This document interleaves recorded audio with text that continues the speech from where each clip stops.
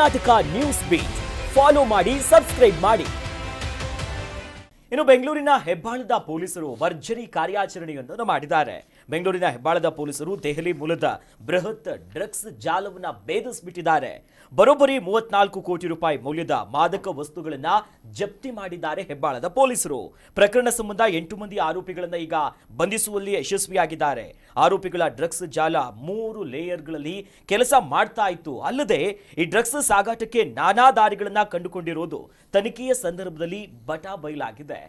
ಬಹಳ ಮೆಚ್ಚುಗೆ ವ್ಯಕ್ತಪಡಿಸಬೇಕು ನಮ್ಮ ಪೊಲೀಸರ ಕಾರ್ಯವೈಖರಿಯನ್ನ. ನಾವು ಕಳೆದ ಬಾರಿ ನೋಡಿದ್ವಿ, ಸಾಕಷ್ಟು ಒಂದಿಷ್ಟು ವಿಚಾರಗಳಿತ್ತು ಅನ್ನುವಂಥದ್ದು. ಬಹಳ ಖುಷಿ ಆಗುತ್ತೆ, ಯಾಕಂದ್ರೆ ಸಾಲು ಯಾರೋ ಮಹಾರಾಷ್ಟ್ರ ಪೊಲೀಸರು ಬಂದು ಏನೋ ಅರೆಸ್ಟ್ ಮಾಡ್ತಾರೆ ಇಲ್ಲಿ ಅನ್ನೋದಿತ್ತು. ಬಟ್ ಪೊಲೀಸರ ಕಾರ್ಯವೈಖರಿಯನ್ನು ಮೆಚ್ಚುವಂಥದ್ದು. ಹೆಬ್ಬಾಳ ಪೊಲೀಸರು ಭಾಳ ಒಂದು ಮೆಚ್ಚುಗೆಯ ಕಾರ್ಯ ಮಾಡಿದ್ದಾರೆ. ಯಾಕಂದರೆ ಡ್ರಗ್ಸ್ ಈ ಹಿಂದೆ ನಾವು ಉಡುಪಿಯಲ್ಲಿ ಅದು ಯಾವುದೋ ಒಂದು ಕಾಲೇಜಲ್ಲಿ ಒಂದು ಹುಡುಗಿ ವಿದ್ಯಾರ್ಥಿನಿ BSc ಏನೋ ಓದ್ತಾ ಇರುವಂಥ ವಿದ್ಯಾರ್ಥಿನಿ 21 ವರ್ಷದಷ್ಟೇ, ಅದು 21-22 ವರ್ಷದ ಹುಡುಗಿ.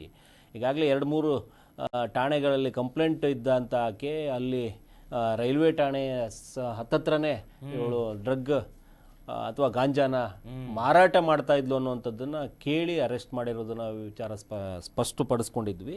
ಈಗ ನೋಡಿದ್ರೆ ಇಲ್ಲಿ ತುಂಬ ದೊಡ್ಡ ಮಟ್ಟಕ್ಕೆ ಹೆಚ್ಚು ಕಡಿಮೆ ರೈಲಲ್ಲಿ ಸಾಗಿಸ್ತಾ ಇದ್ದಂತಹ ಒಂದು 4 kg 300 ಗ್ರಾಮ್ MDMA ವಶಪಡಿಸ್ಕೊಂಡಿರುವಂಥದ್ದು. ಆ ವೇಳೆ ವಿಚಾರಣೆ ಸರ್ಜಾಪುರದ ಮನೆಯಲ್ಲಿ ಒಂದಷ್ಟು ಏನು ಅಂದ್ರೆ ಬಾಕಿ ಡ್ರಗ್ಸ್ ಇಟ್ಟಿದ್ದು ವಿಚಾರ ಗೊತ್ತಾಗಿತ್ತು. ಪೆಡ್ಲರ್ ಮನ್ಸೂರ್ ನಿವಾಸದ ಮೇಲೆ ಪೊಲೀಸರು ದಾಳಿ ಮಾಡ್ತಾರೆ. ಸೊ ಈ ನೇಮೇಗೌಡ DCP ನೇತೃತ್ವದಲ್ಲಿ ಬೈರಾ ಇನ್ಸ್ಪೆಕ್ಟರು ಆ ತಂಡ, ಹೆಬ್ಬಾಳದ ಪೊಲೀಸ್ ತಂಡ ಪೂರ್ತಿ ವಿಶೇಷ ಕಾಳಜಿಯನ್ನು ವಹಿಸಿ ಈ ರೇಡ್ ಮಾಡ್ದಂಗಿದೆ. ರೇಡಲ್ಲಿ 10 kg MDMA ಪತ್ತೆಯಾಗಿದೆ. ಸೊ ಅಬ್ದುಲ್ ಸಮಾದ್ ನಿವಾಸದಲ್ಲಿ ಡ್ರಗ್ಸ್ ಇರುವ ಬಗ್ಗೆ ಮಾಹಿತಿ ತುಂಬ ದೊಡ್ಡ ಮಟ್ಟಕ್ಕೆ ಇದು ಜಾಲ ಪಡ್ಕೊಳ್ಳುತ್ತೆ. ಹೆಣ್ಣೂರು ನಿವಾಸದಲ್ಲಿ ತಪಾಸಣೆ ನಡೆಸಿದಾಗ 3.5 kg MDMA ಸಿಕ್ಕಿದೆಯಂತೆ. ಒಟ್ಟು 34 ಕೋಟಿ ಮೌಲ್ಯದ 17 kgಗೂ ಹೆಚ್ಚಿನ MDMA ಡ್ರಗ್ಸ್ ವಶಪಡಿಸ್ಕೊಳ್ಳಲಾಗಿದೆ ಅಂತ ಹೇಳ್ಬಿಟ್ಟು. ಸೊ ಈ ಡ್ರಗ್ಗಳು ಎಷ್ಟು ಸಿಗುತ್ತವೆ ಅಷ್ಟು ಒಂದು ಭಯನೂ ಬರುತ್ತೆ. ಸಿಕ್ಕಿದ್ದು ಇಷ್ಟು, ಇನ್ನು ಉಳಿದಿದ್ದೆಷ್ಟು ಅನ್ನುವಂಥದ್ದು.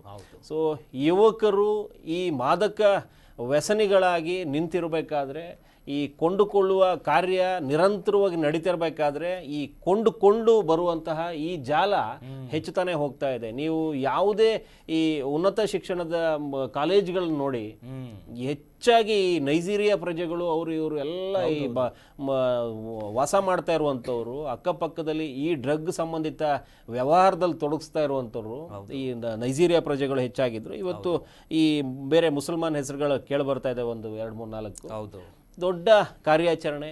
ಈ ಹೆಬ್ಬಾಳದ ಪೊಲೀಸರಿಗೆ ನಾವು ಧನ್ಯವಾದಗಳನ್ನ ಹೇಳಲೇಬೇಕು, ಅಭಿನಂದನೆಗಳನ್ನ ತಿಳಿಸ್ಬೇಕು. Yes, Karnataka news beat follow ಮಾಡಿ, ಸಬ್ಸ್ಕ್ರೈಬ್ ಮಾಡಿ.